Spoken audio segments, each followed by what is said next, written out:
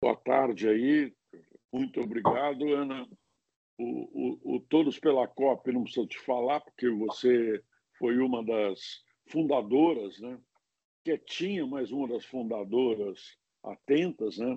E quando você assumiu aí, a gente até tirou você, falei com você, tirei até para não causar nenhum tipo de privilégio de ter você. Quer dizer, então, era um privilégio, mas eu achei que não cabia nessa hora, como eu falei com você. Assim, a única coisa que eu quero deixar registrado aqui, desculpa, Ana, é o seguinte: no grupo, qualquer comentário que for negativo, que for assim destrutivo, não tem nada a ver com o aluguel de Belém, não, hein?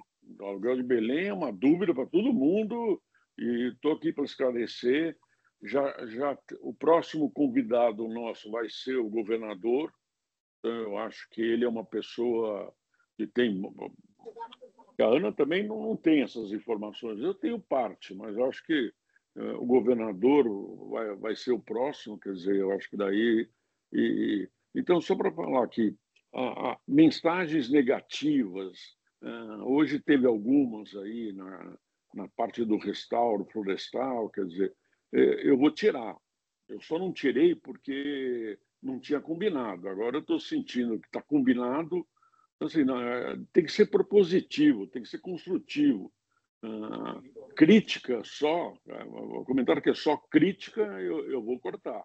Como eu tenho cortado todos os assuntos que não são COP30 e não são mudança climática. Então, só estou pedindo para vocês a licença, eu vi que já está dada. Tá bom? Bom, Ana, bem-vinda. É com você agora. Virgílio faz as perguntas, Ana responde. Então, obrigado, Guto. Antes de passar para a Ana, só relembrando a todas e todos aqui a dinâmica, eu enviei para a Ana um compilado de perguntas, foram 11 perguntas, numa metodologia idêntica ao que nós usamos com o embaixador André Corrêa do Lago, e estamos agora com a secretária Ana fazendo da mesma forma.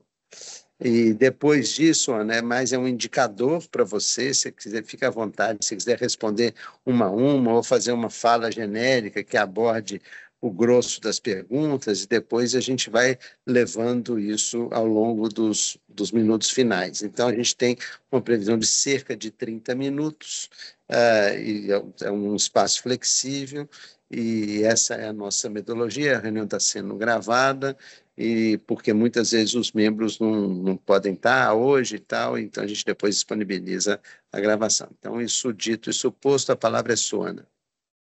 Primeiro, obrigado, e como o Guto falou, volta a casa, né? Porque eu estava aí no começo, daí a vida começou a ficar mais agitada, daí não deu muito tempo para acompanhar tudo, porque eu sei que é um grupo bastante ativo, o que é muito, muito, muito bom.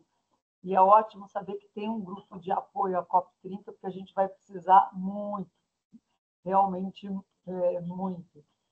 E aí eu acho que o André já falou, acho que muitas das coisas, então espero, provavelmente vou repetir muitas das coisas que o André falou, porque obviamente a gente está trabalhando juntos, a gente se fala todos os dias, então muitas das ideias que ele provavelmente dividiu com vocês não vão ser muito diferentes. Espero que não, né? Porque a gente tem um pouco de juízo e espero não contradizer o André, que é o presidente da COP. Então, a gente está aí bastante alinhado. Então, vou lá. O Virgílio, obrigado pelas perguntas. São 11 perguntas, umas muito detalhadas, outras mais amplas. Assim, eu vou fazer um emaranhado e provavelmente falar em uns 20 minutos para dar mais tempo para o debate, que eu acho que as perguntas mais específicas aí do time, acho que ajuda mais. Acho que a primeira pergunta que o Virgílio fez aqui, que eu achei bem interessante, qual é a diferença do papel da diretora executiva do presidente da COP. Então, para quem não sabe, esse papel, CEO, diretora da COP, nem existe no que é formal das COPs. Não existe nem o negociador-chefe, essa posição também não existe. Muito do que as COPs vêm fazendo, elas estão acrescentando complexidades nas suas estruturas que não estão ainda no papel e nem sei se entrarão no papel. Então, esse papel formal não existe.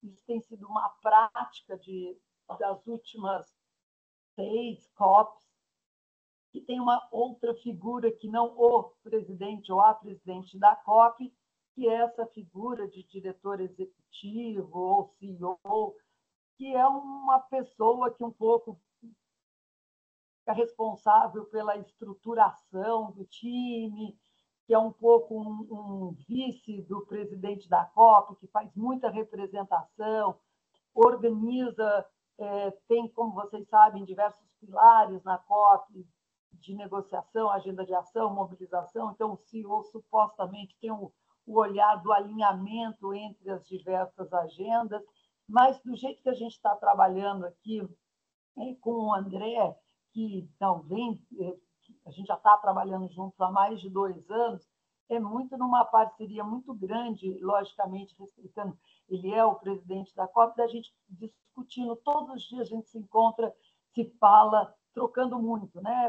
Trocando ideias, fazendo sugestões, mas também assegurando que a gestão aí de tudo que tem que ser feito, que vocês podem imaginar que não é pouca coisa, que a gente consiga dar conta, porque um ser humano só não tem como dar conta, então como é que a gente monta um pouco desse time. Então, uma das principais agendas aí de trabalho que a gente já começou, e acho que isso vai mudando, como CEO da COP, como diretor executivo da COP, vai mudando a partir da implementação. Hoje faltam 271 dias para a COP, então essa contagem regressiva é uma coisa que está assim, muito dentro de todos nós, que agora é uma contagem regressiva para o início da COP, mas lembrando que a COP não é só aquelas 2 semanas que vão acontecer em Belém, né?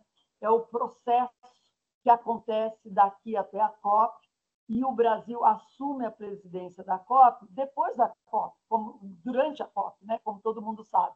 Então, vai de agora, nessa preparação, até final de 2026. Então, tem todo aí um processo. Acho que alguém está com o microfone aberto. Não sei quem mais. Então, pensar um pouco nesse processo. Então, as 2 semanas, né, que a gente foi nomeado, né, e o que a gente está tentando fazer agora no começo primeiro, estruturar um time, né? Precisa ter um time. A gente, como vocês sabem, trata do conteúdo, a logística, Guto, que você mencionou, as preocupações ali com Belém. Sugiro até que vocês tragam não só o governador, que, obviamente, vai ser ótimo ouvi-lo para todos, mas o Walter Correia, que é o secretário da Secop e é o responsável no governo federal pela logística da COP, né? Então, acho que vale a pena, viu, Virgílio, pensar em trazer também o próprio Walter, que está lá na Casa Civil e já está há mais 6 meses trabalhando aí com a logística da COP. Então, assim, tirando a logística da COP, que é o Walter, que está lidando, montar um time de conteúdo, pensando nesses 3 pilares, e agora 4 pilares, né? Desculpa. O pilar, primeiro, a reunião dos Heads of States, que é um momento muito singular, com muita logística em termos de conteúdo, o que pode sair daqui. O segundo grande pilar é, obviamente, a negociação. Então, como vocês sabem, tem 18 temas de negociação, então, entender esses 18 temas, assegurar que a gente conheça a posição dos diversos grupos nos 18 temas, tem todo um time ali do Itamaraty, organizar a parte de negociação, super importante para a gente, que é o coração da COP. O terceiro pilar é o pilar da agenda de ação. Então, um dos trabalhos que a gente já começou a fazer é olhar onde estão todos os temas de ação. São 217 temas da agenda de ação que já existem, que a gente está herdando das outras COPs. O que aconteceram com eles? O que andou? O que não andou? como é que a agenda de ação que a gente vem a propor adiciona o que foi feito no passado e não simplesmente repita alguns erros do passado. Então, na agenda de ação. E, por fim, o pilar da mobilização.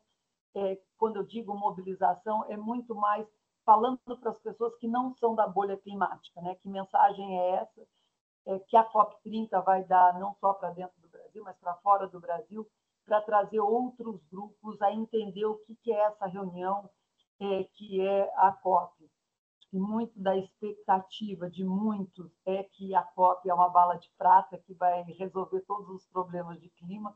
A gente sabe que não é o caso, mas tem que trabalhar essa narrativa para fora também, para dentro.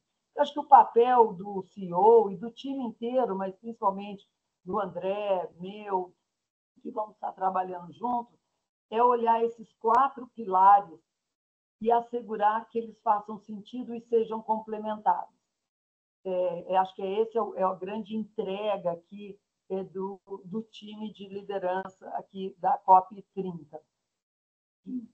A gente tem sentido, e acho que todo mundo nesse grupo aqui conhece bem, que as COPs, primeiro, elas vêm perdendo legitimidade. Há muito tempo. E elas vêm perdendo legitimidade, tanto, digamos, dos grupos de esquerda como dos grupos de direita. Ela está perdendo legitimidade de todos os lados. Então, a gente gastou um tempinho pensando muito por que elas estão perdendo legitimidade, por que as COPs vêm perdendo aí um pouco a sua legitimidade e o que a COP30 pode fazer para trazer de volta um pouco dessa legitimidade, colocando as COPs no seu próprio lugar. E a gente pode entrar, Gílio, um pouco mais em detalhe, porque que a gente acha que a COP, e adoraria ouvir a opinião também de vocês, por que as COPs vem perdendo sua legitimidade, e o que a gente pode fazer na COP30. Então, assegurar que a COP30 entenda isso e possa trazer de volta alguma legitimidade é uma prioridade para mim, para o André e um pouco para todos. E já entrando numa pergunta que você coloca aqui, que é um pouco dos indicadores, né, de sucesso que você coloca aqui da COP. Em termos de indicador de sucesso, o que a gente está agora planejando, como eu falei, são 4 pilares que a gente está trabalhando. Então, a gente está sempre com esses 4 pilares na cabeça.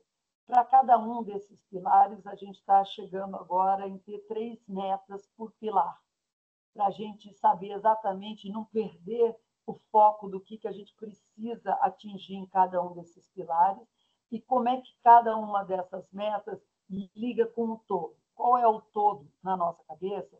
É muito a agenda de implementação do balanço geral. A gente sabe que 10 anos de Paris, a gente fecha um ciclo, primeira década do Acordo de Paris, que, da nossa perspectiva, atingiu bastante. A gente, eu sou copo meio cheio sempre, e é importante a gente relembrar tudo que o Acordo de Paris nos, né?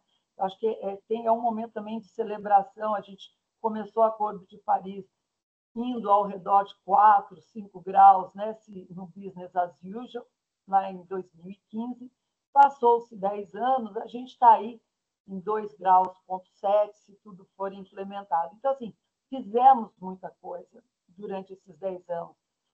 Fechamos aí o rulebook, né, o livro de regras, em todos os aspectos, inclusive o último tópico foi o artigo 6 de mercado de carbono.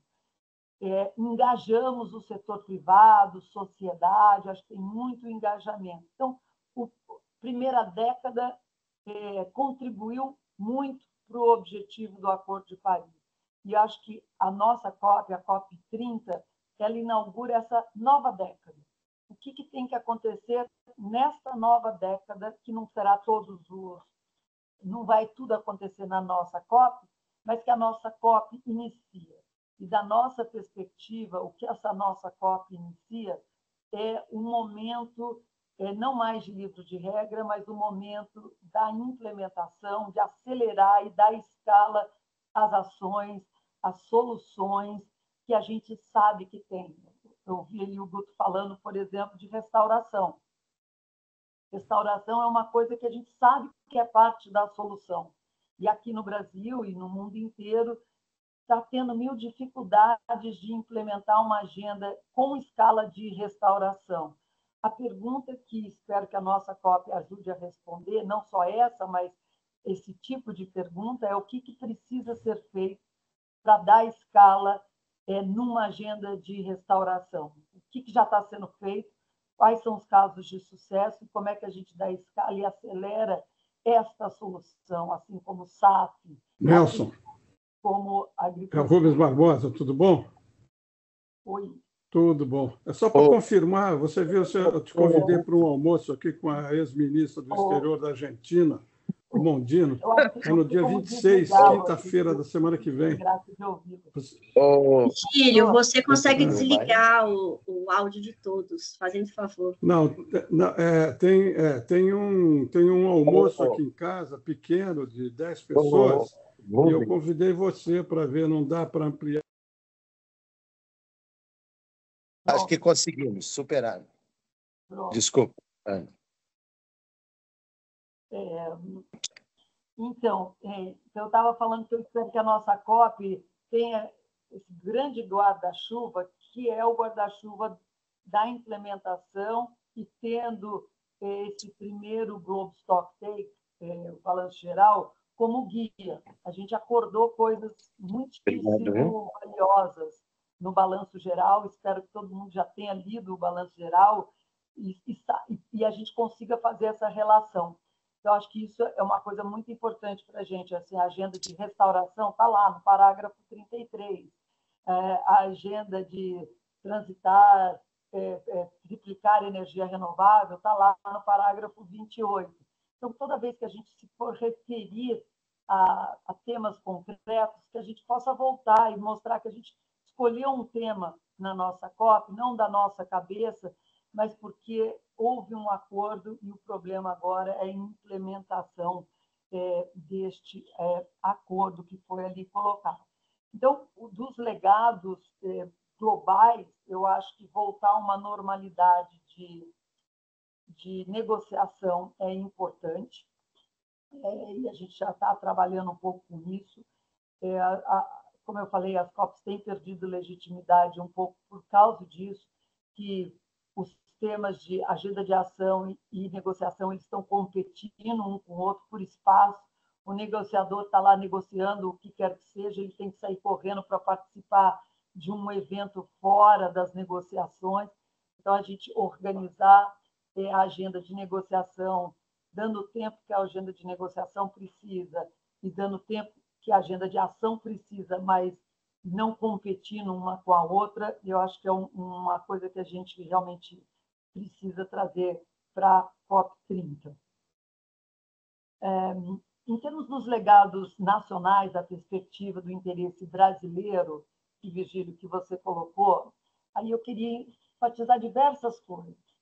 Acho que a COP30 é uma oportunidade imensa para o Brasil, por diversas razões. Primeiro, para a gente consolidar essa imagem de Brasil, que eu acho que a gente já vem tentando fazer nos últimos 2 anos, de que a floresta é parte da solução e não parte do problema. Né? A gente lembra como é que estava o Brasil há 2 anos e meio atrás, o grande tema que mobilizava qualquer conversa de qualquer um de nós saindo do Brasil. A gente era parado em qualquer canto para falar sobre desmatamento. Ainda bem que esse tema agora está em outro patamar, né? A gente tem controlado aí o desmatamento.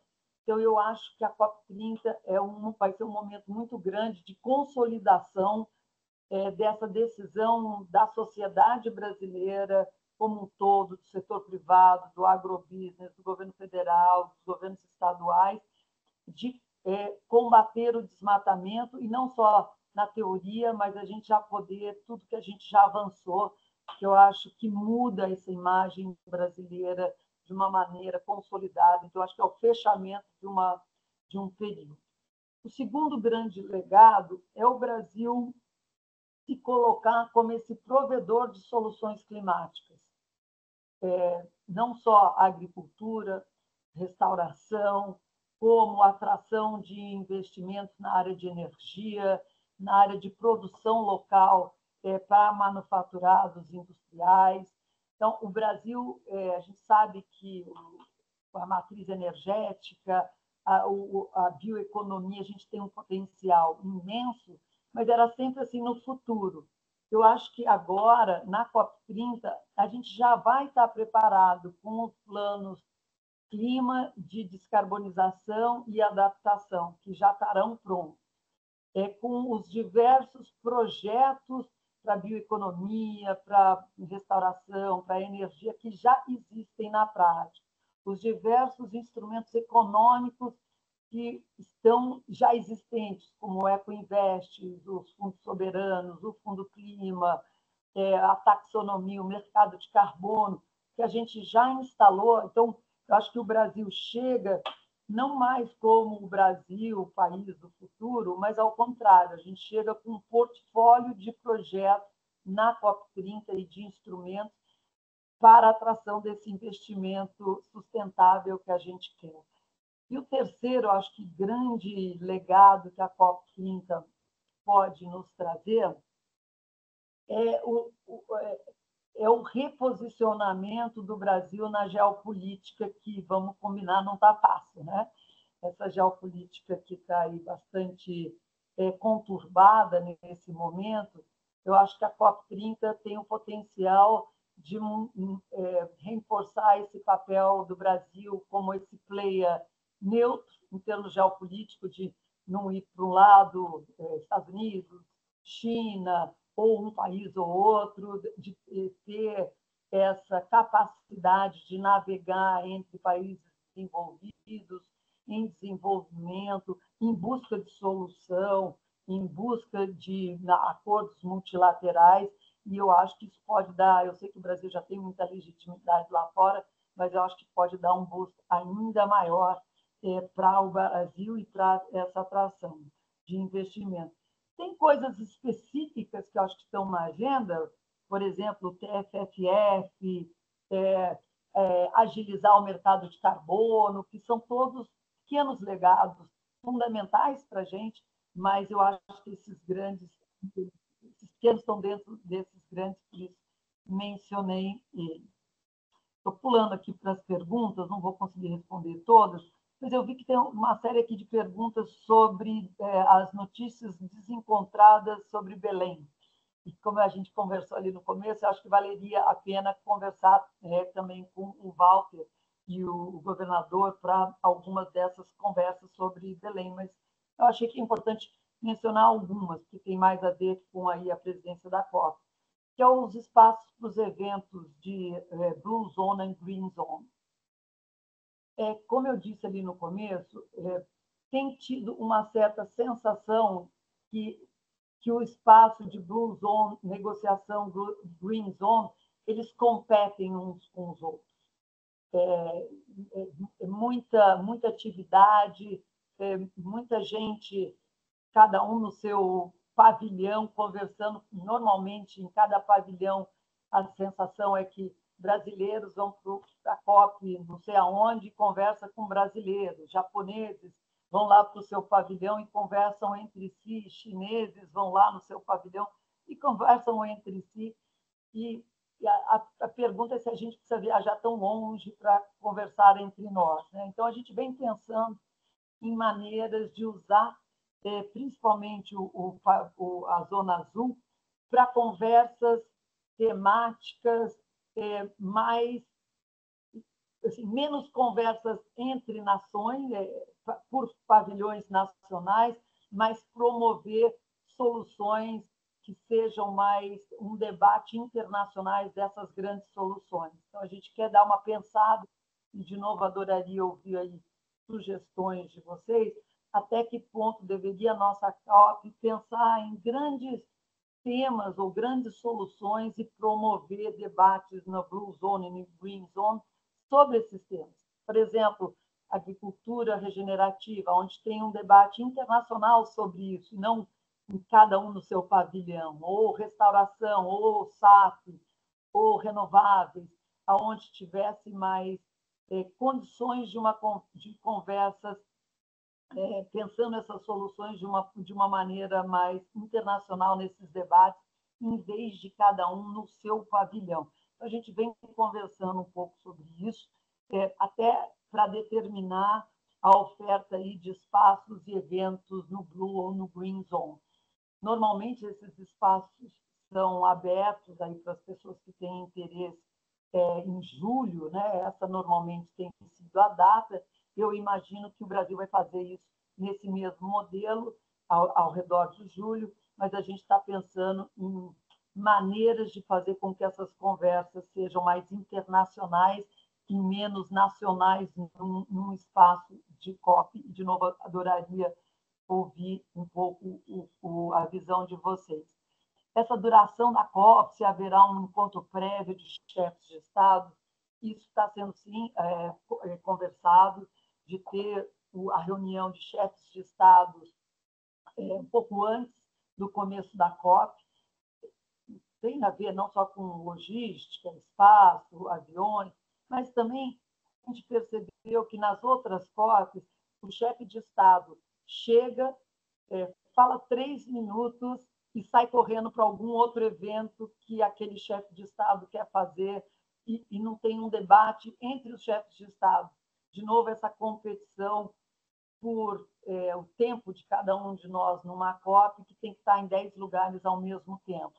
Isso é muito evidente entre chefes de Estado e tem tido sempre muita, não é reclamação, mas preocupação que não tem tido tempo para os próprios chefes de Estado conversarem entre si.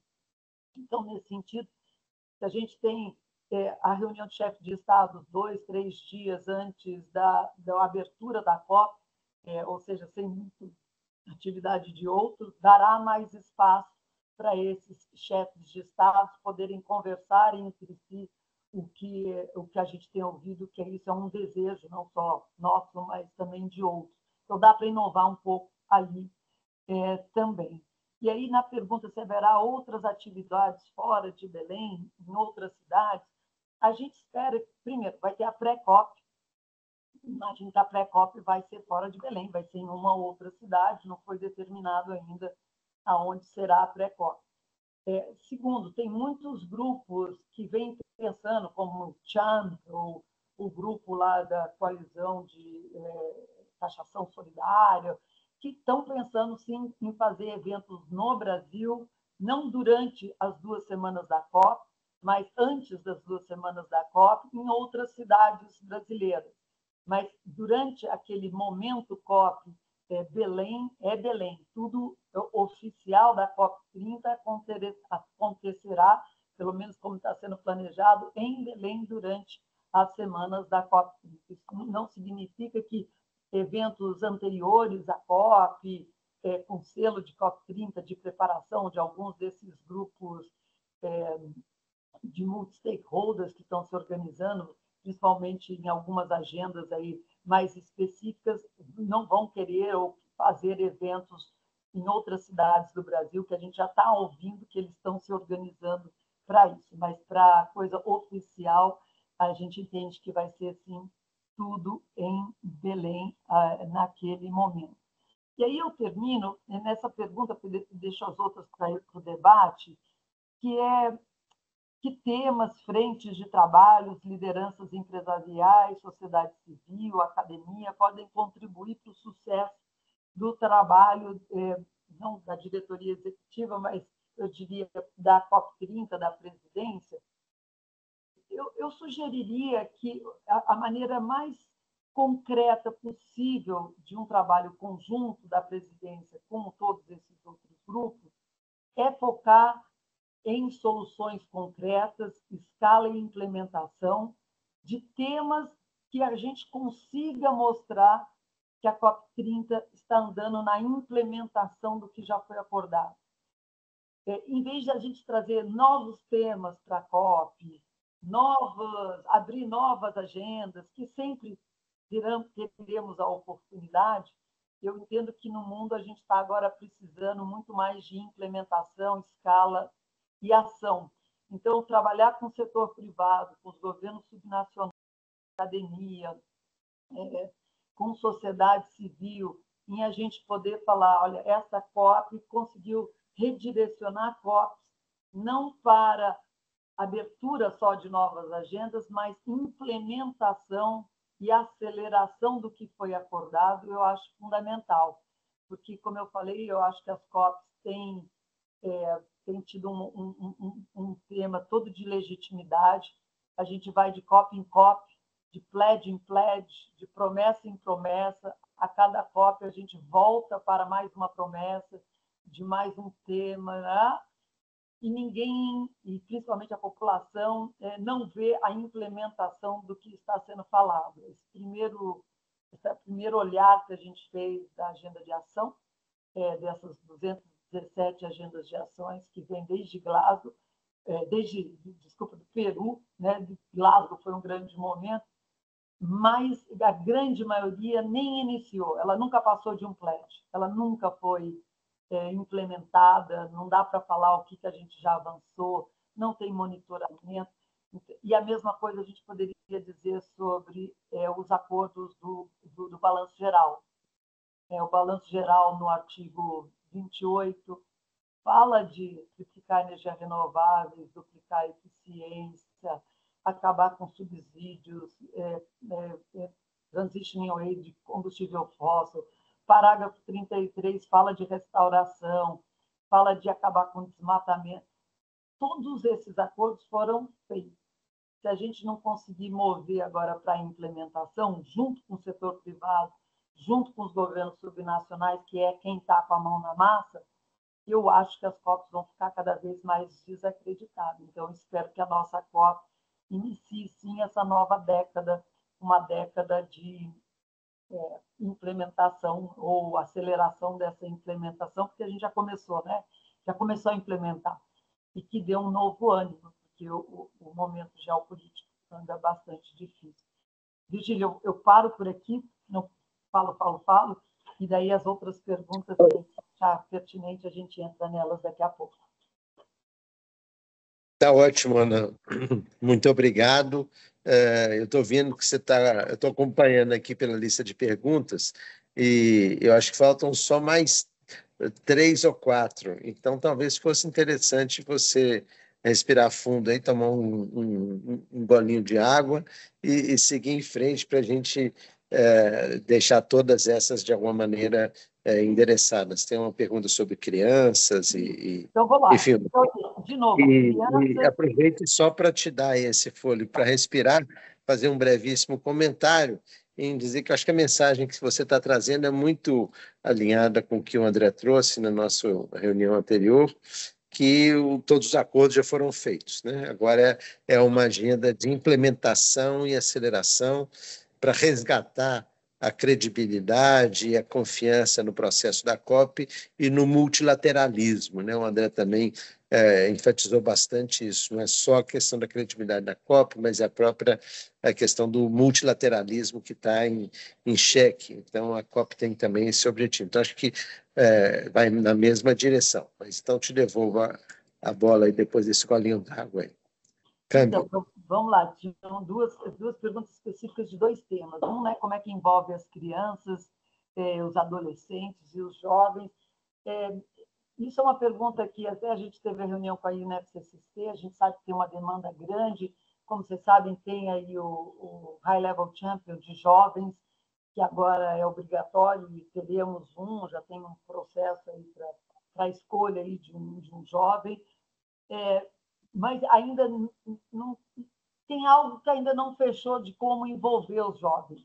De um lado, eu confesso, Ana, não é assim, presidência da COP, eu fico, toda COP que eu vou, encontro sempre com os jovens e com as crianças, tem grupos que vão, e eu sempre fico com muito dó das crianças, sabe? São garotos e garotas de 10, 11, 13, 14 anos, tudo arrumadinho, com gravatinha, sabem tudo do balanço geral, já leram tudo, e eu fico pensando, essas crianças deviam estar brincando, elas não deveriam estar na COP, elas deviam estar, sabe, eu fico até com dó delas, de como engajá-las num jeito delas serem, e não deles se portarem como mini-adultos para participar de uma COP nossa. Então, eu vejo que tem alguma coisa que a gente não está fazendo certo, porque a participação das crianças e dos jovens até agora é quase replicar ou torná-los assim mini negociadores, sabe? Eles vão lá seriamente, falam, e eu acho que não é justo com eles. Então, eu acho que é um debate importante.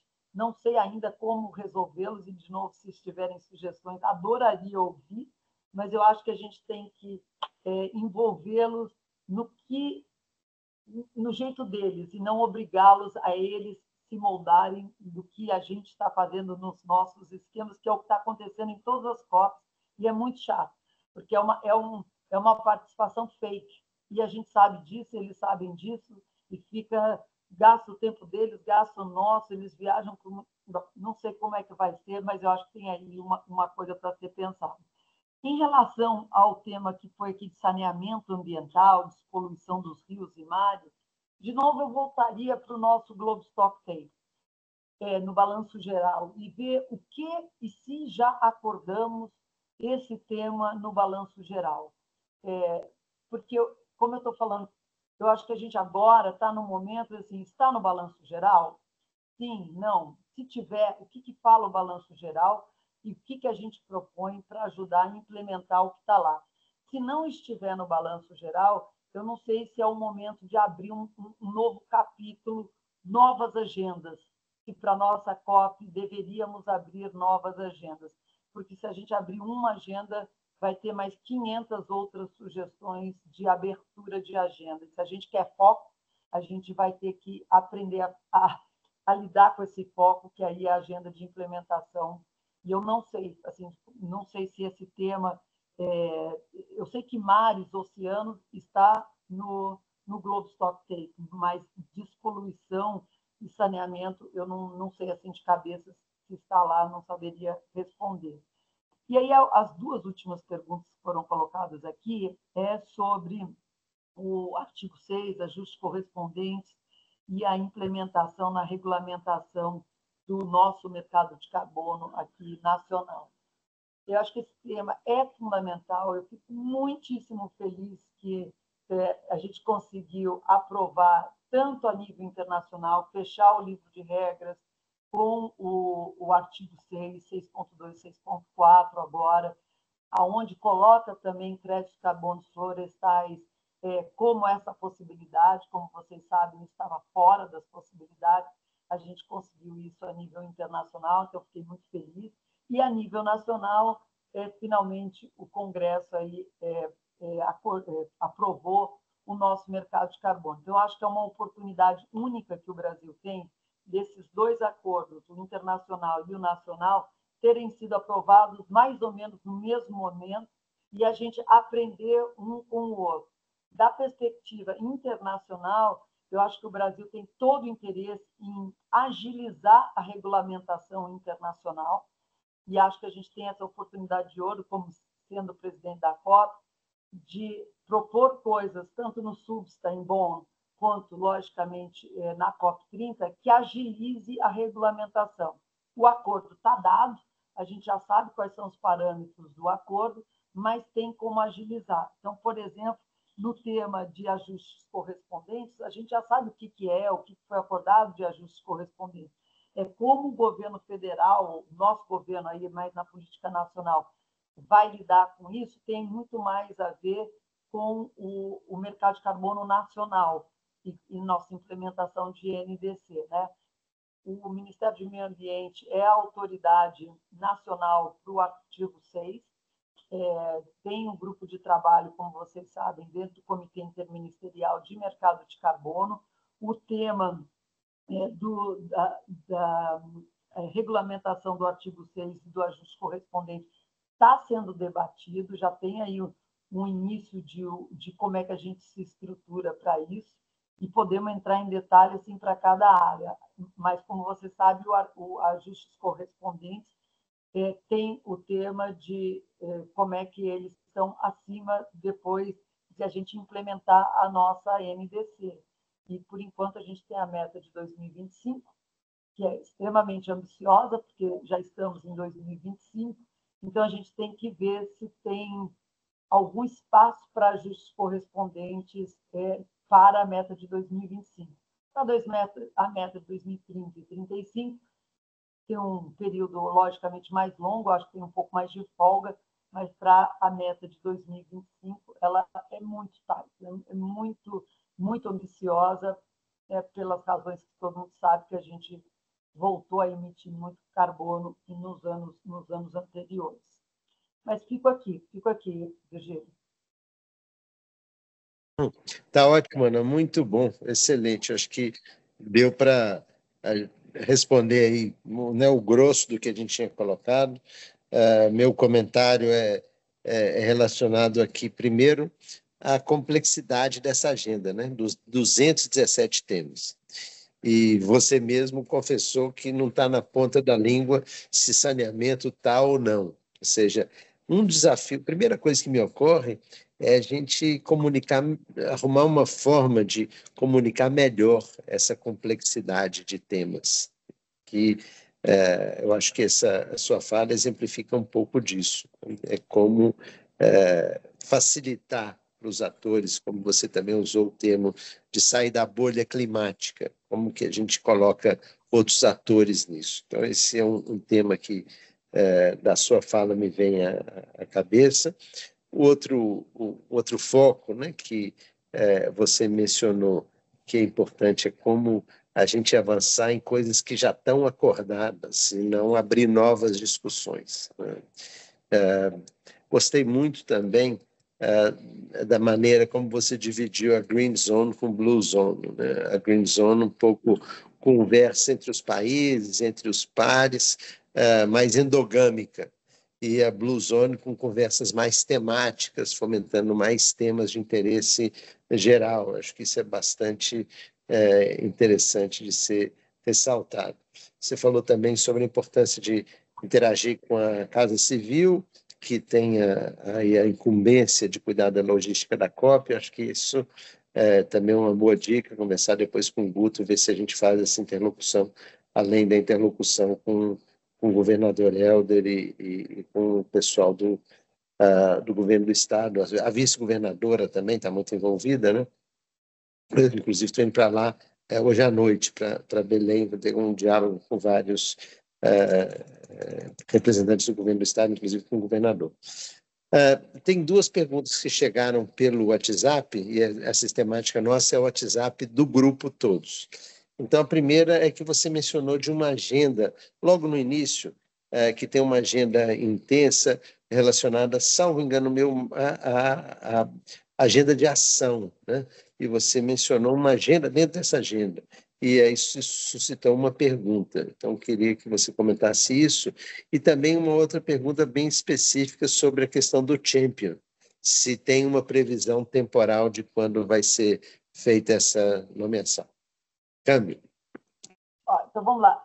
Da agenda de negociação, tem 18 temas, e cada um desses, assim, adaptação, e dentro de adaptação, alguns pequenos temas para serem negociados. Então, são 18 temas, e dentro de cada um, pequenos documentos, que serão negociados na nossa COP. Então, são esses 18 temas, e só que a gente tiver um site, vamos deixar bem claro quais serão os 18 temas. A agenda de ação, ela é a agenda de Marrakech, que começou lá desde trás, ela vem se acumulando, porque o que acontece? Cada COP, você tem a agenda de ação do presidente da COP e a agenda de ação do High Level Champion. Então, vão se criando agendas de ação, e aí tem as outras agendas de ações, que são pledges que diversos grupos vão fazendo. Essas são as 217 agendas de ação. Se você entrar no site do escritório do High Level Champion e dentro da UNEP CCC, você encontra elas todas lá. Vou mandar o link depois para você. E elas não vêm sendo monitoradas pela UNFCCC, elas não vêm sendo monitoradas por ninguém. Alguns grupos que estão mais inclinados para uma agenda de ação, outra monitora, agenda de metano, agenda de desmatamento, cada um vai monitorando o seu, e hoje em dia alguns grupos fizeram assim, um olhar mais geral de como é que elas estão sendo implementadas, e mostra que tem aí um certo problema, que elas não estão sendo implementadas, e agora, como a gente viu com a entrada do presidente Trump, até algumas promessas voltaram para trás, né? Ainda tem essa mistura. Então, uma das coisas que a gente vem pensando para a agenda de ação da presidência da COP30 é, primeiro, antes de falar quais serão os temas, é a gente fazer uma análise do que foram essas 217, se elas andaram, não andaram, se estão ativas, não estão ativas, quais estão se movimentando ou não, né? Para a gente, primeiro, considerar aí esse legado que a gente está herdando. Segundo, logicamente, que tem temas de interesse nacional que a gente já está ouvindo aí dos grupos, temas muito específicos, né? SAF, agricultura regenerativa, biocombustíveis, diversos temas que, para o Brasil, são fundamentais e a gente gostaria de ver nessa agenda de ação. Então, a gente está olhando para esses temas que estão surgindo, primeiro, para ver se já teve alguma agenda de ação anterior sobre esses temas, e segundo, se não teve, não, se vale a pena abrir, ou se já teve, como é que a gente traz o que foi discutido, e terceiro, se esses temas são partes de implementação do GST, ou se são coisas novas, porque tem muita coisa nova que está sendo sugerida que não tem nada a ver com o GST, e criando alguns critérios para aí sim resolver que agendas de ação terá. E aí tem a ver com... Assim, uma das perguntas é se o Brasil deveria ter 2 grupos de agenda de ação, da presidência da COP30 e do High Level Champion. Os países normalmente têm feito essas duas coisas sem se combinarem, ou se, no caso brasileiro, a gente deveria combinar, ter uma agenda de ação que é tanto a agenda de ação do High Level Champion e do presidente da COP, em vez de ter duas coisas que não se falam. Então, a gente está tentando organizar que seja mais... por isso que ainda a agenda de ação a gente não está ainda falando, porque não tem o High Level Champion ainda.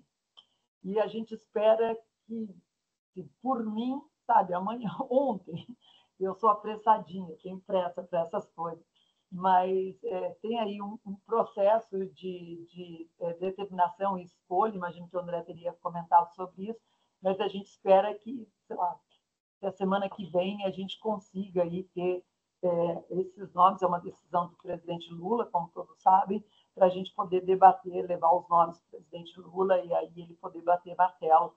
E aí acho que a agenda de ação, a gente já vai ter feito toda essa lição de casa, a gente vai poder propor aí e sugerir e ouvir, entrar com uma proposta de agenda de ação, até para ouvir o resto da sociedade sobre os temas aí que podem entrar ou deveriam entrar. Show, show.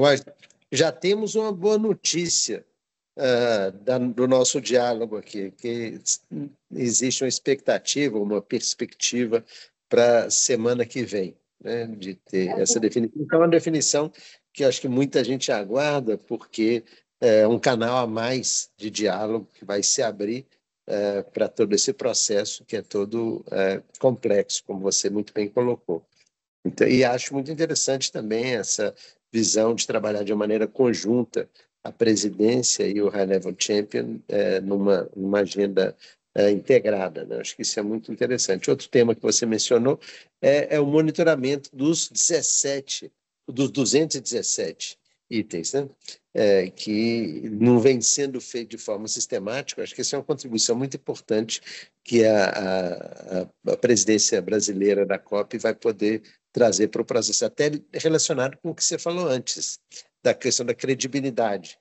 Para dizer assim, olha, tantos % desses aqui teve consequência, tantos estão parados, tantos... Enfim, né? Dá como se fosse um global stock take nessa perspectiva também dos temas de ação. Eu acho que é muito interessante essa sua fala. Eu queria retomar aqui o tema desse grupo, que é um tema, como você bem conhece, o Guto mencionou no início, você fazia parte do grupo, até ser nomeada para a função aí de diretora executiva, mas eu sinto que o grupo tem uma vontade de contribuir. Então, eu queria te pedir para você aprofundar um pouco mais.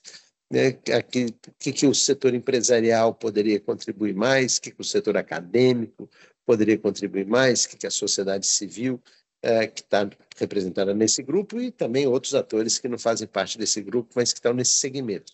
Como que você pode ser ajudada? Tem um tanto de gente querendo te dar a mão, para que você quer uma mão? Então, eu acho que até para a gente conseguir, já agradeço de antemão, a gente vai precisar, sim, de muita, muita ajuda.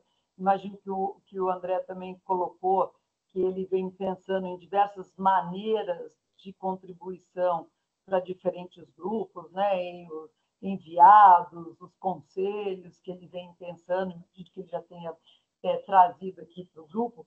Nesse momento, é um pouco...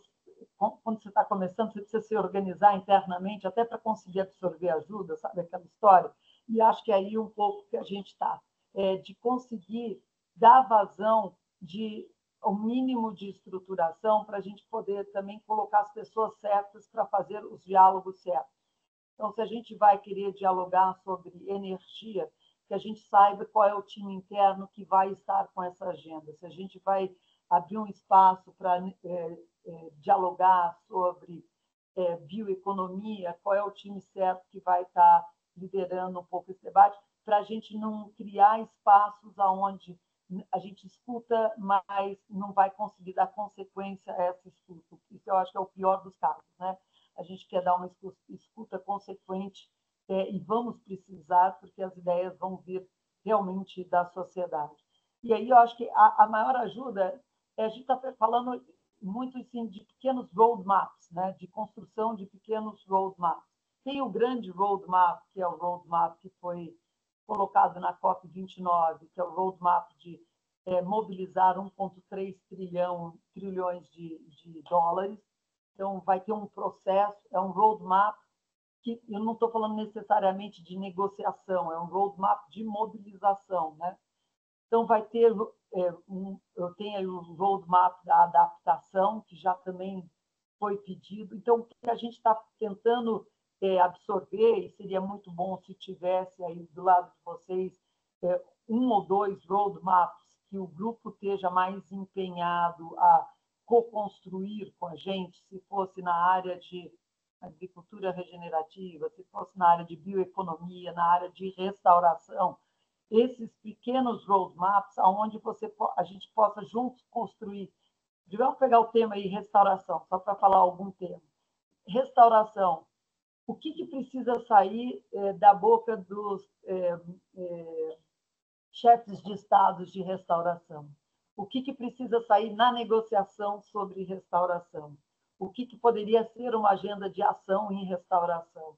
E o que poderia ser uma agenda de mobilização de restauração? Onde você pega um tema e pensa nesses 4 pilares e tenta trazer o tema do que seria aí um avanço em cada um desses pilares, porque isso dá uma concretude para o tema. A última coisa que a gente precisa, eu acho, que é falar em ser assim, amplo, né? Se a gente pega um tema, vou voltar assim só por causa do exemplo, né? Restauração, a gente quer a mesma coisa, todo mundo quer restauração. Por que a gente não está conseguindo fazer restauração em escala e de maneira acelerada com florestas? Por que a gente não está conseguindo? É um problema concreto. É falta de regulamentação, é o tipo de financiamento, é falta de garantia, é falta de projetos, é falta de semente. O que está travando esta solução, que é uma solução boa para a economia, boa para o clima, boa para o Brasil, boa para o mundo? Eu queria assim, um tema concreto, porque eu acho que serão os temas concretos que vão nos ajudar a caminhar para a COP30, em vez de, sabe, altas declarações com muita intencionalidade lá em cima, mas que não chega no chão. Eu acho que a gente tem uma oportunidade grande, principalmente com esse grupo aqui, que tem o pé no chão. Estou olhando aqui agora, vi o Roberto aqui, que agora abriu a câmera. Tem gente que entende mais de restauração do que o grupo que está aqui colocado. Por que a gente não consegue deslanchar? Como é que a gente usa a COP30 para resolver alguns desses problemas, sabendo que a COP30 não vai resolver todos, mas para ser assim um milestone numa trajetória aí, um pouco maior de alguns objetivos específicos. Legal. A gente está, o Roberto e Marta, fazendo perguntas por escrito. Esse foi o método que a gente usou. Então, se puder mandar no grupo nosso lá do Todos, que essa foi a metodologia que a gente acordou. Então, por favor, vamos usar esse canal. Chegou uma outra pergunta aqui, Ana, sobre o tema de comunicação, de narrativa. Que a gente sabe que o mundo está sendo muito marcado por isso, né? E quais são as narrativas, como é que é a estratégia de comunicação que está sendo pensado por você e pelo time que está envolvido nesse trabalho? De novo, assim, não terminamos, a gente espera que o presidente da COP, o André, solte uma primeira carta com a visão dele sobre como ele vê o approach dele para a COP30.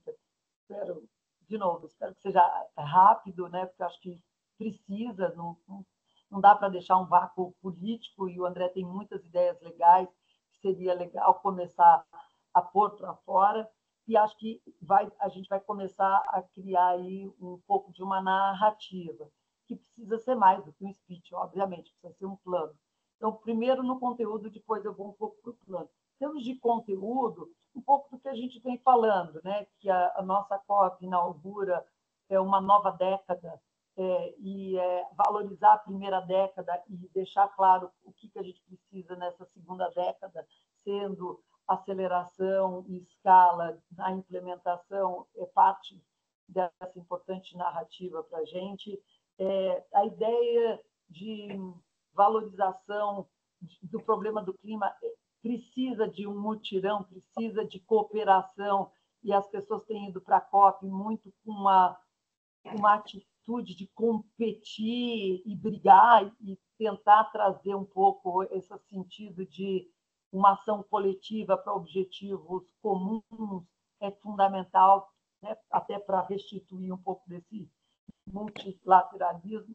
Então, a gente tem alguns pilares que a gente acredita que vão fazer parte, ou vamos testar parte dessa comunicação. A comunicação em si, e a parte do trabalho que a gente está começando a fazer, assim, porque a gente tem um pouco, vocês lembram como é que foi a comunicação do G20? Foi uma comunicação do G20, não sei quanto vocês gostaram ou desgostaram da comunicação do G20, mas a sensação que a gente tem da comunicação do G20 que ela trouxe para dentro do Brasil, ela foi bastante interessante, muita gente participou, mas para fora, que é o que a gente precisa muito na COP30, ela deixou a desejar em termos de deixar claro qual eram os nossos objetivos.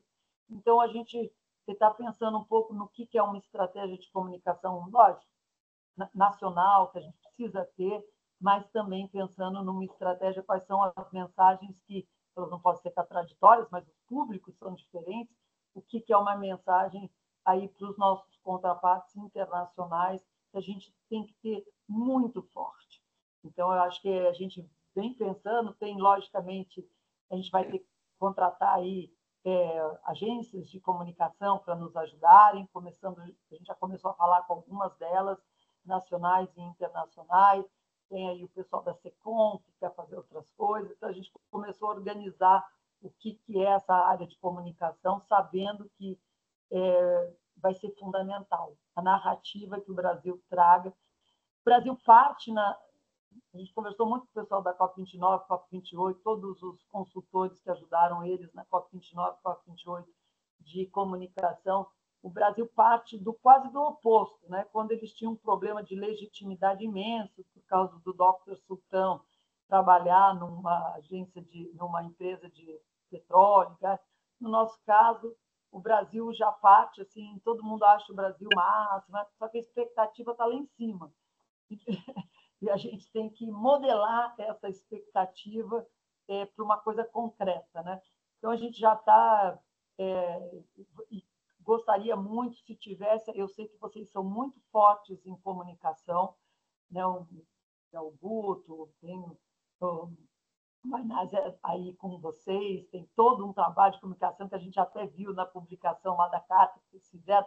Seria muito legal se tivesse 2, 3 pessoas que vocês pudessem indicar para a gente ter alguns conselhos aí na área de comunicação. Eu adoraria, porque a gente está bem nesse momento agora da gente começar essa conversa mais específica de comunicação. Então, isso acho que é uma maneira específica da gente caminhar juntos aí com vocês nessa grande narrativa. Já tem, né, debate, é COP da floresta, é na floresta, é da Amazônia, é do Brasil. Já tem diversas... Qual vai ser a cara do logo? Vai mudar o logo? Não vai mudar o logo? Então, a gente já está no meio dessa conversa. Se tivesse um grupo aí específico de vocês para essa conversa, eu adoraria ter essa interlocução com vocês bem rapidamente.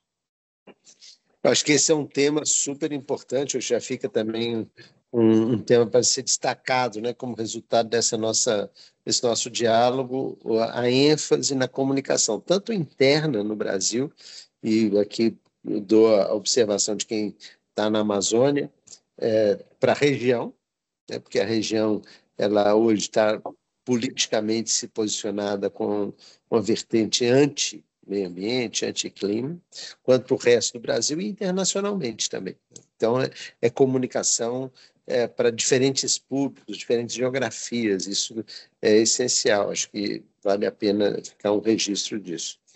Chegou uma pergunta, Ana, sobre o tema dos subsídios e a questão dos subsídios aos combustíveis fósseis, que tem essa estimativa do FMI da ordem de 7 trilhões, e que vem sendo pouco discutida nas COPs, e essa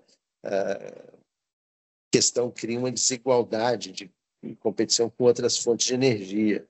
Então, como é que você vê um espaço para essa agenda, para discutir tanto os subsídios para a indústria dos combustíveis fósseis, como incentivos econômicos para as outras atividades que são capazes de mitigar essas emissões desse setor? Assim, falando, eu não acho que tem muito espaço para pensar em subsídios para as outras áreas. Para falar, tirar subsídios dos combustíveis fósseis, isso foi acordado na COP28, reiterado na COP de Glasgow, reiterado na COP28. Está lá o parágrafo 28, se eu não me engano, deixa isso bem explícito. Agora, um dos grandíssimos problemas que a gente está tendo nas negociações é que, depois que foi acordado o balanço geral, muitos países não querem falar mais sobre o balanço geral, principalmente o parágrafo 28 de energia. Querem, ou falaram assim, já acordamos aquele parágrafo sobre energia, por causa da transição para o fim de combustíveis fósseis, fim dos subsídios, já acordamos, a implementação inteira tem que ficar para as NDCs. Então, não tem mais... Alguns países acham que as COPs não têm que falar mais nada sobre isso, e as NDCs que têm que falar sobre isso. Na nossa NDC, tenho certeza que todos vocês já leram, a nossa NDC, a gente deixa muito explícito como é que o Brasil vê a implementação do artigo 28 e do artigo 33, né, de desmatamento, florestas, e do artigo de combustíveis também. Então, uma das possibilidades é que na parte de negociação, é que na COP 30 vai ter um relatório síntese da UNFCCC para falar como é que todas as NDCs falaram do balanço geral ético. Falaram sobre subsídios ou transition way, sim ou não. Mas o avanço na negociação está sendo muito difícil, porque muitos países não querem mais tocar nesse tema. Então, que espaço político a gente vai ter, seja para falar de subsídio, seja para falar triplicar energias renováveis, vai depender muito da mobilização, primeiro, fora. Então, se esse assunto é um tema que, digamos, esse grupo acha importante, quanto mais a gente ouvir, mais demanda vai ter para a gente trazer para as negociações. Porque eu acho que o parágrafo 28 inteiro são diversos subitens, para cada um deles seria super necessário pensar qual é o próximo passo, né? E está difícil dessa agenda ser acordada entre os países, são 197 países, todos estão muitos estão muito relutantes de falar, não, já acordamos, não precisamos acordar mais nada, agora deixar tudo para as NDCs falarem, que, como vocês sabem, é uma ótima resposta, mas não responde o todo do que a gente precisa. Legal. Agora, com relação a isso, qual que é a posição brasileira? É de abrir esse debate ou não abrir esse debate? A gente acha que, para abrir esse debate, a gente tem que ter certeza que a gente chega em algum lugar. Porque se é para abrir o debate para ter mais uma briga, que já são tantas, não adianta a gente abrir o debate por abrir o debate, né? Assim, como a presidência da COP é um órgão facilitador de debates para chegar num acordo. Então, se a gente abrir na negociação, a gente tem que ter certeza que um grupo grande de negociadores querem fazer este debate. E é isso que a gente vai começar a sentir agora nas reuniões pré-bom, né? A gente já está conversando com diversos outros países para entender quais são as prioridades dos outros países, para a gente não dar também um tiro no pé.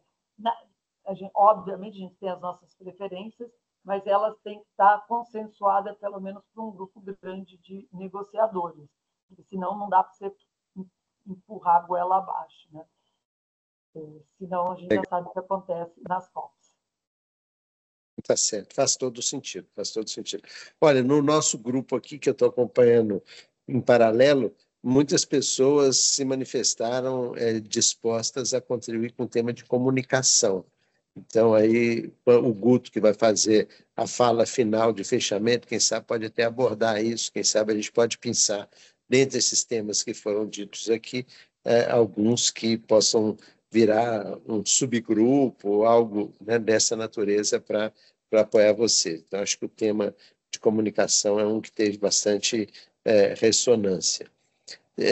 Na linha do que você acaba de mencionar, do processo de Glasgow e tudo mais, teve uma pergunta sobre o roadmap de Baku a Belém. Quais são aí as etapas, se você pudesse aprofundar um pouco mais nessas etapas, foi a pergunta que recebemos agora há pouco. Eu estou entendendo que a pergunta do roadmap é o roadmap de 1,3 trilhões?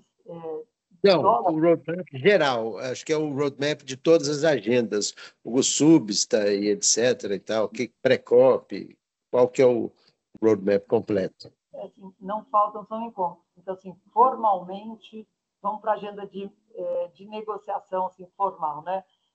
Nessa agenda, as submissões nesses 18 temas que eu mencionei de negociação, todo mundo aqui, governos também, mas sociedade civil, setor privado, deveria mandar as suas contribuições para os temas de negociação até o final de março.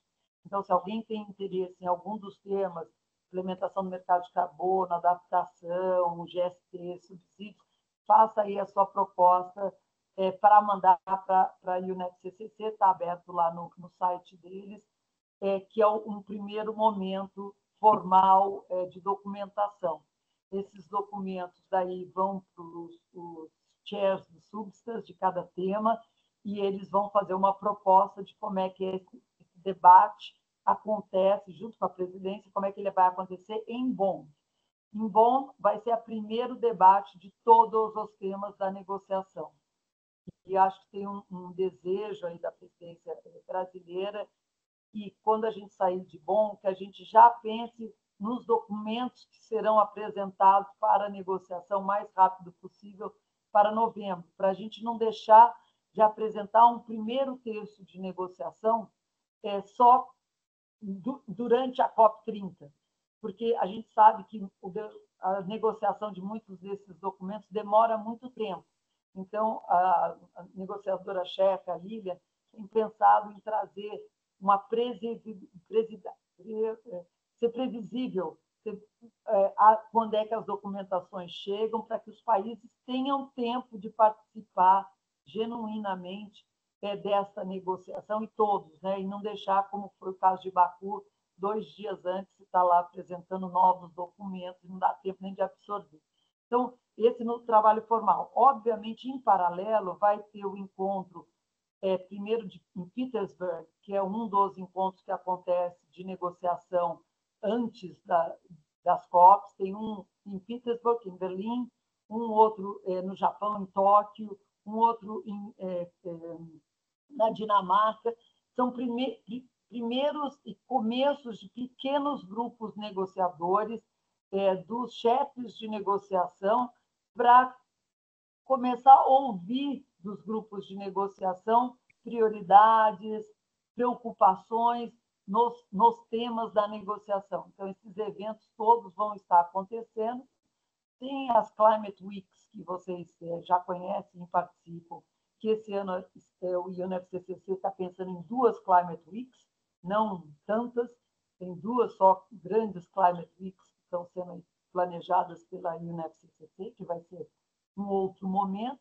A pré-COP, que normalmente é um mês antes da COP, e aí, logicamente, a COP. Mas a gente, como não tem super temas de negociação, assim, é a COP da negociação, ou é a COP do Loss and Damage, ou a COP não sei o quê, são muitos temas pequenininhos, mas que no todo tem que fazer um sentido. Então, a gente quer começar antes desses debates mais de negociação, para chegar na COP30 mais preparado. Então, um pouco esse roadmap. Mas, como o André também deve ter falado, esse é o roadmap formal da negociação, mas se há uma COP sobre implementação, trazer setor privado, trazer os governos subnacionais e os outros órgãos e os outros bancos multilaterais, FMI, outros órgãos que têm a ver com a implementação do Acordo de Paris, vai ser fundamental nesse momento também. Então, G20, o encontro, o Spring Meetings em Washington, todos esses momentos. Tem um cronogramazinho, de novo, a Virgílio, eu posso passar para você a data desses eventos internacionais, e daí, se quiser distribuir aí para o grupo, fique à vontade. Eu acho que seria ótimo, viu, Ana? Eu estou anotando aqui, então deixa eu ver se eu estou pegando certo. Tem março, é o tema de manifestação junto ao NFCCC. Os chairs sintetizam isso, levam para Bonn, e depois vão ocorrer vários encontros de chefes de negociação em Tóquio, Petersburg, etc., e diversos eventos ao longo do ano, tipo Climate Week, que serão 2 Climate Weeks, é isso que você mencionou? Eu não peguei bem, é isso? Que é o que? Nova York e... Não finalizaram onde vai ser a segunda. Tá ótimo. Quem sabe a gente faz em Manaus, né? Pode ser. Já que é a cópia da Amazônia, quem sabe? Não custa, se tá livre a vaga, já fica um registro. Mas aí depois tem a pré-COP, um mês antes, tem encontros do G20 e etc. Isso o André mencionou bastante, que inclusive a questão de finanças, o famoso 1,3 versus os 300 bilhões, o André enfatizou muito isso, que o trilho não é apenas o trilho da UNFCCC, né? Então, o G20 e outros espaços aí são importantes para isso. Mas acho que é muito legal se você puder compartilhar esse calendário de eventos e todo esse processo. Volta ao tema da comunicação. e eu acho que por isso a riqueza dessa interação com você, com o André, para que essa informação flua melhor. Então, eu acho que o tema da comunicação é super importante, né? Essa trilha, qual que é o processo, quais são os grandes temas, talvez esse seja aí, na minha visão aqui, um dos temas mais importantes, né, do que a gente está tratando aqui. Uma outra pergunta que chegou agora é que se você fosse elencar os 5 temas prioritários, quais seriam eles? Os 5 temas prioritários da agenda de negociação, os 5 temas prioritários em geral? Acho que temas, já que o tema fundamental é a agenda de ação, né? Então, dentro da agenda de ação, quais são os 5 temas prioritários? Assim, acho que tem um tema que vai ser muito prioritário na nossa COP, que vai ser o tema de adaptação. E por que o tema de adaptação vai ser absolutamente fundamental? Porque a primeira COP que a gente já passou 1,5 graus, que a gente já está vivenciando a mudança do clima, as ondas de calor, os incêndios, as inundações. Então, isso está muito na população e é uma COP num tipping point. A Amazônia é um tipping point. Então, certamente, o tema de adaptação será fundamental. Paralelo a isso, o tema de florestas, nature-based solutions, bioeconomia, obviamente, é uma COP na Amazônia, não teria como a gente não falar do TFETEC, ao contrário, a gente tem muito que mostrar, então é um tema fundamental também para a nossa COP. O terceiro tema que eu colocaria, que eu não sei se é um tema assim, muito específico, mas é um pouco esse reolhar a governança do clima, ampliar, sair da COP30, das COPs, né, da UNFCCC. O tema, a governança climática, ela não está restrita à UNFCCC mais, ela está em todos os outros lugares, como eu falei, debates econômicos, debates de segurança. Então, olhar, sair dessa COP com esse olhar mais amplo, de uma governança mais ampla, e não colocar todas as fichas só em COPs, eu acho que seria importante para a COP30. O tema de energia não vai ter como a gente precisa falar de energia, 80% das emissões são energia, tem aí o artigo 28, né? Algo de energia vai ser fundamental. Eu tenho muito medo, e aí voltando para a comunicação, que essa controvérsia que está tendo, né, sobre a margem equatorial, que a gente tem escutado, aliás, essa última semana foi muito sobre isso. A gente está saindo, Brasil, de um debate sobre floresta, sobre desmatamento. Internacionalmente, as pessoas já não nos cobram mais. E a última coisa que a gente quer é cair nesse outro debate, aí um pouco sobre margem equatorial. Se fosse um debate mais amplo sobre energia, muito bem-vindo, né? Mas, então, eu acho que eu fico muito com medo de como é que a agenda nacional vai influenciar o debate internacional. Tem a ver com narrativa, com comunicação, mas tem a ver muito mais com a nossa capacidade de ter coerência e convergência de uma agenda nacional bem estruturada, balanceada, que fale de alguns temas de mitigação, que fale de alguns temas de adaptação, que fale de alguns temas de financiamento, implementação e instrumentos econômicos. Então, um pouco por aí, tematicamente, eu colocaria um pouco dessas agendas aí. Agora, dentro delas... Falta mais um. Você falou 4. O pedido foi 5. Sim. Adaptação, Nature-Based Solutions, governança climática ali no UNFCCC e energia. É que dentro de energia, por exemplo, eu espero que o tema biocombustível, SAF, seja ele por si só um grande tema, né? Agricultura regenerativa, um outro. Então, energia e agricultura, não tem, a gente vai falar o que de agricultura e o que de energia, isso tem que ser um pouco mais bem elaborado. Então, eu colocaria agricultura, energia como 2 grandes guarda-chuvas, mas teria que entrar mais em detalhe nesses 2, para não ficar uma coisa super ampla. A mesma coisa com o tema floresta, o que de floresta, né? Então, para além da generalidade, entrar e sabendo que a gente não vai resolver todos os problemas da floresta, mas escolher um ou dois dentro de floresta ou nem de biológica, um ou dois dentro de energia, um ou dois dentro de agricultura. Uhum. Legal, legal. Eu acho que o André mencionou muito isso, a importância da gente resolver aquilo que nos divide antes da COP. Acho que isso foi uma mensagem que o André deixou super claro, para a gente não levar, digamos, querelas domésticas para a agenda da COP, que é a agenda internacional. Isso reforça também muito o tema de comunicação, a importância de ganhar a batalha da comunicação. Bom, a gente está chegando aqui no nosso horário, o prazo Cinderela aqui era 30, né?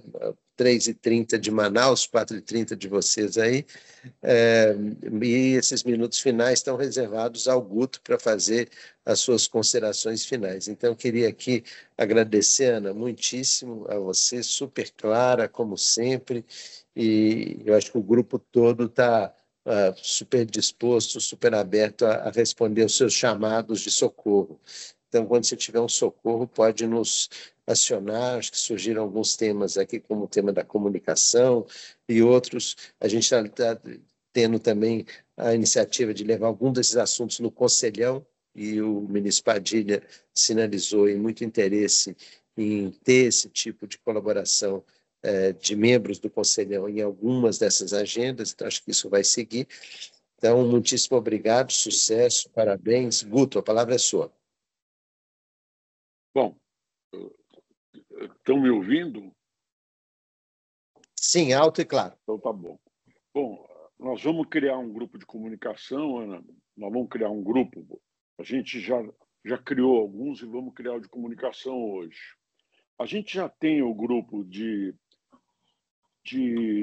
restauração florestal, já tivemos 2 reuniões muito produtivas. Nós temos o grupo de agropecuária, que também amanhã vamos para a segunda reunião, até com o presidente da Cargill. Nós temos o grupo que vai começar, que vai estar marcado para sexta-feira, que é funcionamento da COP. O nome é esse mesmo, quer dizer, porque é meio beabá aí para principiantes. Bom, e eu acho que o que você falou da margem... Deixa eu ver. E o grupo de bioeconomia, que é um grupo que não está andando. É um grupo que onde gente entrou, mas teoricamente um dos mais importantes, mas não está andando também. Também não, assim. Bom, então eu acho que o que você falou em termos de margem equatorial é que todo mundo quer escutar. Tá? Você foi muito diplomática, mas é isso mesmo. Quer dizer, eu acho que tem gente que vibrou aqui, mas todo mundo. Então, eu acho muito legal. Bom, e para terminar, Ana, eu mandei umas mensagenzinhas no seu telefone pessoal. Aí você dá uma olhada aí, tá bom? Eu acho que foi ótimo, Ana. Não foi bom, não. Foi ótimo. E eu acho que a gente poderia até tentar fazer, claro, respeitando o seu tempo espaçadamente, fazer uma atualização dessa conversa, né, Virgílio? Me coloco... Eu acho que sim, viu, Guto? Seria super legal se a gente pudesse ter, Ana, daqui a um tempo, um mês ou 2, ou enfim, o que for, uma atualização sua e talvez aí você já possa até, nessa próxima rodada, você trazer um feedback um pouco de como é que está andando a carroça, né? Você está precisando de ajustar o gerimum mais para cá, mais para lá, o que você está precisando de ajuda, né? Acho que seria ótimo. Não, primeiro, agradecer aqui o tempo de vocês, me colocar super à disposição, e para nós vai ser muito bom daqui um mês, mais ou menos, poder se encontrar, porque até lá a gente já espero poder apresentar quem é o time, como é que a gente está se dividindo, até para ajudar um pouco mais nessa interlocução. Então, acho que seria um momento específico para a gente poder andar. Nessa agenda de que vocês já estão trabalhando de restauração, Como eu disse, se tiver uma coisa muito específica que vocês gostariam de ver na COP30, seja na agenda de ação, seria ótimo poder ouvir do grupo, em particular restauração e agropecuária, que eu acho que são 2 temas que estão muito na nossa agenda, mas entender exatamente o que é sucesso, quais são os indicadores de sucesso da COP30 dessa perspectiva ali de vocês. Eu não sei quanto vocês estão sabendo, o próprio MAPA está com uma proposta super interessante do que fazer na COP30, junto com a Embrapa. Eu acho que vale a pena, em algum momento, vocês convidarem eu tenho interlocução, estou tendo com o Pedro, o secretário Pedro Neto, né, o nome dele, que está organizando essa coisa do mapa para a COP30, porque vai ter agenda também nacional de cada um dos ministérios, né, que não necessariamente é a agenda da COP30, elas se falam, mas né, que a presidência da COP30 tem que pensar em todos os players internacionais. A agenda específica nacional de alguns ministérios, ela vai ser também colocada e muito prominente. Então, acho que vale a pena também, se quiserem ter essa interlocução ali com o Pedro Neto, que acho que vai ser interessante. E, sim, acho que seria legal a gente poder voltar e vou ver suas mensagens aqui, Guto, aqui no WhatsApp. Agradeço, pessoal. Valeu, Ana. Obrigadíssimo. Salva de palmas aí. Parabéns, parabéns. Muito obrigado. Obrigado. Fico à disposição. Obrigado. Um abraço grande. Tchau. Obrigada.